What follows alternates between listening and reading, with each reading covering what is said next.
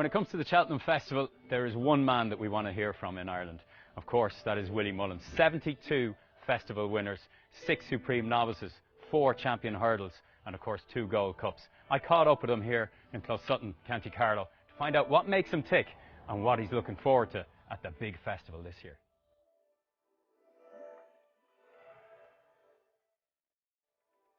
Every day it's surreal for me.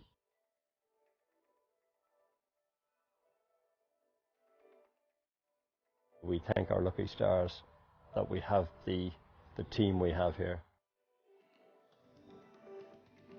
We're not blasé about it. We know we're in a very lucky position.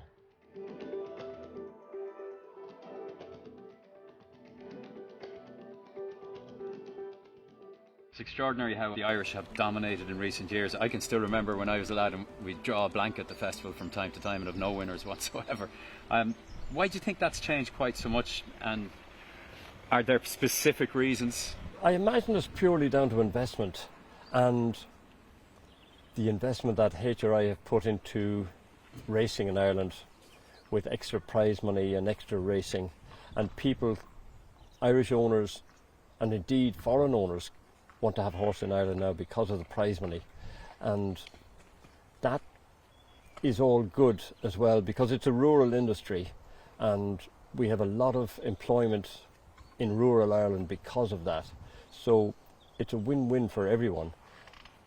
More investment coming into the countryside, and racing, jump racing in Ireland getting a higher profile, and then those horses can go back and win at Cheltenham, and so it's a win-win for everyone, I think. And what's your most treasured festival success and why? Well, I suppose you always like your first winner, but I particularly enjoyed Patrick's first winner there on Cousin Vinny, and it's one that to have your son riding a winner in Cheltenham, and remember it was the year of the big storm when the middle day I think was cancelled, and Cheltenham put together a programme for 11 races on the Thursday, and we were counting down all the races, and we're looking at the sun, and would it be too dark to run the bumper? There was a lot of rumours going around all day that we'll never get the last race run, and Cheltenham Executive were fantastic. They kept the whole thing moving, and Patrick got his day in the sun or out of the sun. It was nearly dark by the time he was coming in, but to me, myself and Jackie, that was a tremendous day. And do you still get the same buzz from each winner? Oh yeah, you get a huge buzz. But the nature of the beast is that you're allowed that buzz then for 30 minutes, and then you have another race, and maybe disappointments half an hour later. But while it's actually happening, it's no different than probably a team scoring a goal in a cup final. That's the nature of the beast. And then you get to sit down and watch the replay and enjoy it all over again. Yeah, I'm not great for doing that. I enjoy the company of other people after the race. We might watch the replay once, I'd say, but I'd rather take my own memory of watching the race live away, and I always try to watch races live because you can never do it again. You can watch replays all the time, but I get a different feeling watching them live through my binoculars, and sometimes watching on TV with different camera angles and everything, you don't get the same perspective as you do watching it live from one position. Too big? Okay. Racing next Saturday, man. Good. Great, good. Can it come on 3 trees? Yeah, Two warm up yesterday. that'll do me. Run right, just do 3 trees. Now we've just seen him work, the big star, or one of the big stars here at Closutton, of course, Boum Photo. How's he going into this year's race? I'm very pleased with how he's working. He didn't run at all last. Well, apart from after winning in Cheltenham, then there was no Punchestown or anything else. He won in Tremor, and he pleased me every day since that. We've had a great run through with him.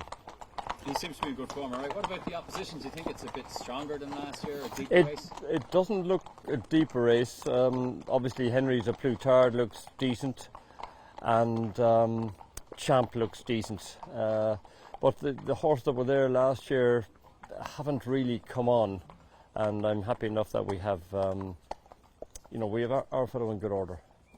Good order, all right. I mean, it must have been some relief to finally win the race after so many seconds in it. Did you feel it Yeah. for a while, especially with on his own? And did you feel a little bit cursed? I did. I thought we were destined never to win it. So at least now we have, thanks to Boum Photo, we have 2. So very happy. We talk about appreciate it a lot. There's been some people who've talked about whether or not would he be suited to going 2.5 miles as opposed to 2 miles, but he's been pretty imperious so far over 2 miles this season. He has. He surprised me. I thought he might be a 2.5 mile horse, but we asked the question over 2 miles, and he's answered the call. So winning Grade 1 over 2 miles, that means he's sharp enough. I was very impressed with him at Christmas. He wasn't as impressive looking at the Dublin Racing Festival, but yet when Ballyadam came up on his outside, he picked up. He was only idling in front, I think, and conditions were very, very tough that day. I don't think they'll be as tough in Cheltenham. It's a tough track up the hill, all right. The nature of the track might be a little tougher, but I think the ground conditions mightn't be as tough. So I'm hoping that he'll be better on nicer ground over there.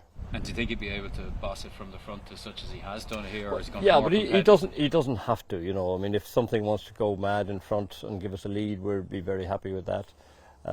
He's not depending. Paul won't be depending on him making the running, but we won't be hanging around either. An incredible record, obviously, in the Supreme. Only Vincent O'Brien ahead of you. He's only 4 ahead of you. You're catching up in good company. I didn't realise that, but that's nice company to be in. Certainly is. What's the secret to getting them right for that specific race? Well, I think the secret, like a lot of any competition, is having good horses or good players, whatever nature of sport you're in, and if you can try and identify the good young stock early on and then buy those or get owners to send them to you, that's the secret. And then you've got to learn how to just have them produced on the day. And good horses, hopefully, if they can run, it's best if you can get them to 100% of their ability on for Cheltenham, but the trick is to get them, most of them, near the top of their ability for the festival. And are there certain characteristics that you look for in a Supreme horse when you're looking at a horse when it's very young? What are the things you look out for? Well, you can't tell. When you buy young horses, you just buy them and hope that they're good. Once you begin to train them and race them, you'll find out whether they're 2 milers or 3 milers or 4 milers for the Grand National, that type of thing. So we don't, when I'm buying a horse, I don't say he's a Supreme horse or he's a Gold Cup horse. And they're the two ends of the scale. But you just buy what you hope could turn out to be a good horse, and then the horse fits into his own slot himself. We spoke obviously about the Gold Cup and the quest to win it. The Champion Chase, you've got a fantastic chance with Chacun Pour Soi. He's been fantastic this year. Obviously a worthy favourite. Any concerns about going up the Cheltenham Hill and experiencing that? None whatsoever. He's a really good horse. He's always shown us that he's good at home. He's shown us that he's good on the racetrack. We were a little unlucky last year that he arrived there on the track only to be lame on the morning of the race.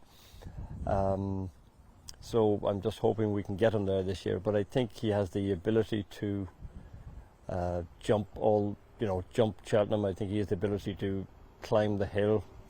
We just really try to get him there. That's the main thing. And then we need luck on the day like everyone does.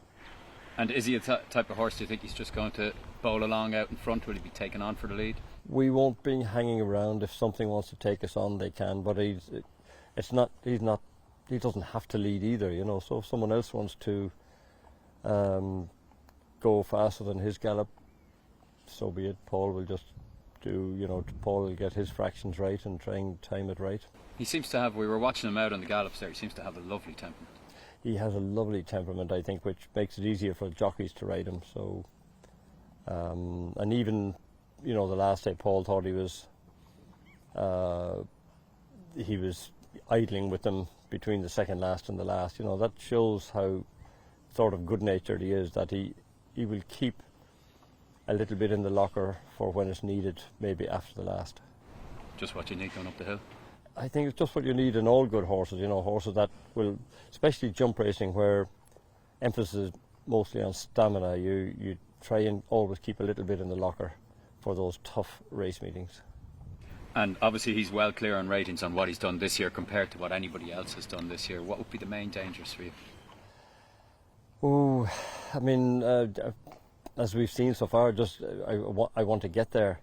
As you say, his rating puts him ahead of a lot of the rest, so getting him there a clear round and luck in running, you know, that's it. Unless something comes out of the blue that has and improves £10, you know, he goes into the race with a very clear chance.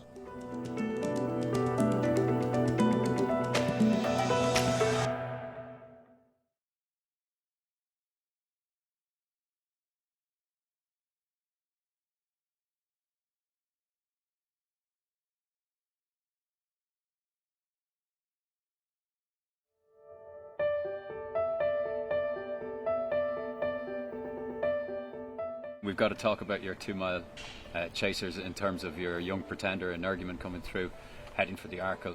Obviously has done brilliant stuff in Ireland so far this year. Any concerns about the ground? Obviously a lot of his form has been on soft ground.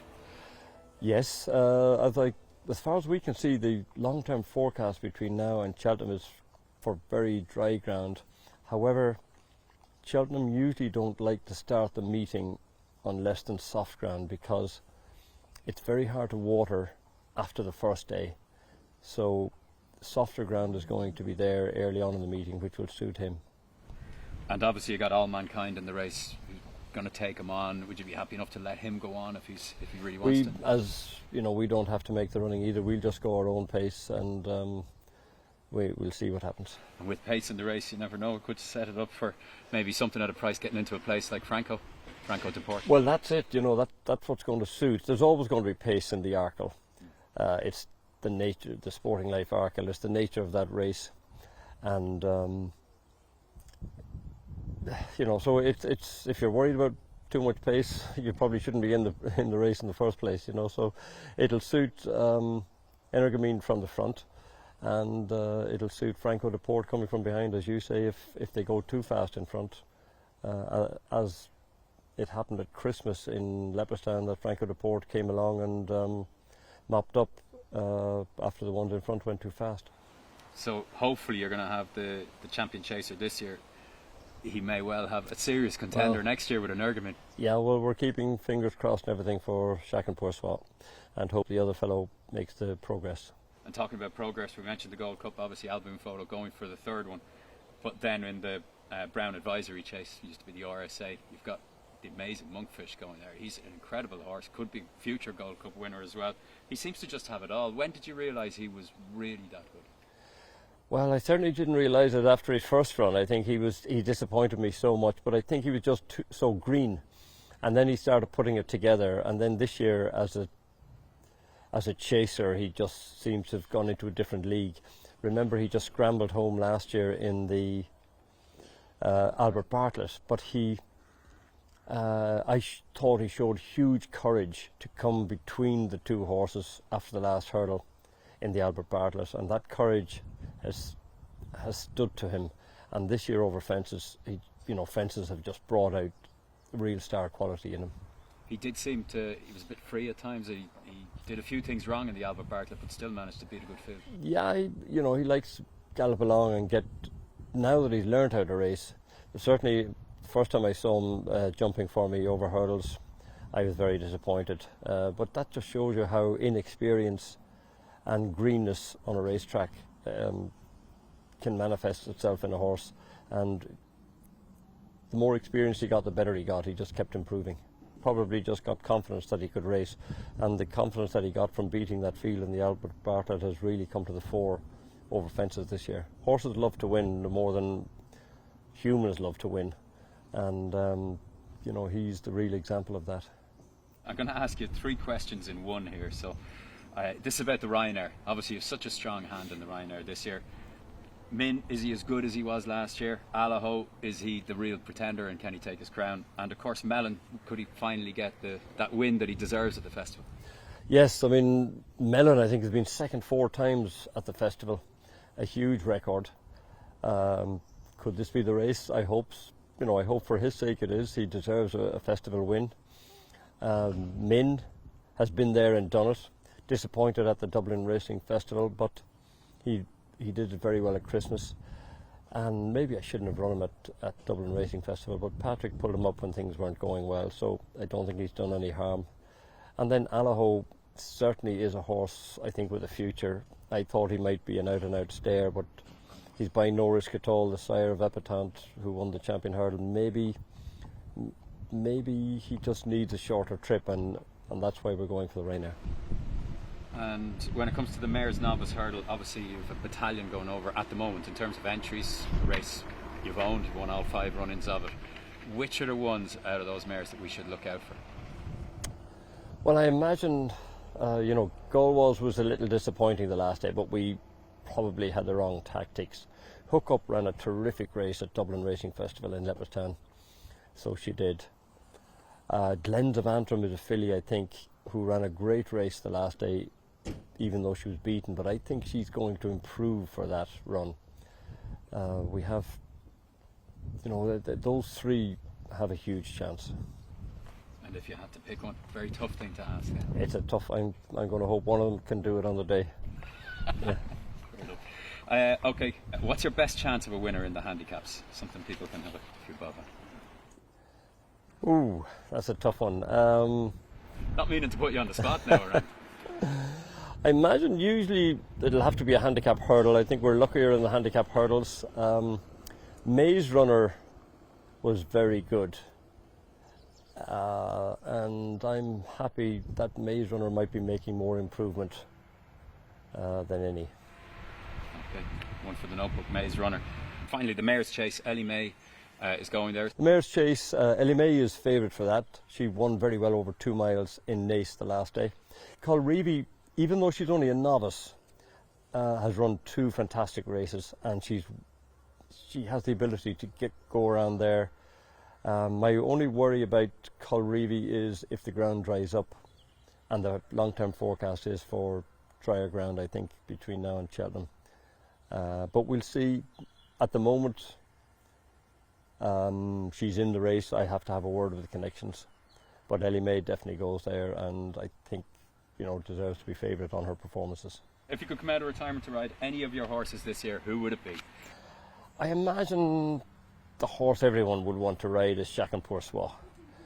He looks a Rolls Royce of a ride, so he does, over fences.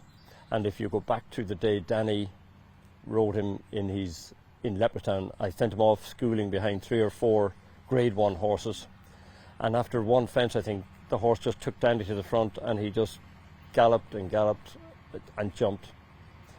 A Rolls Royce, I think. He's been doing one.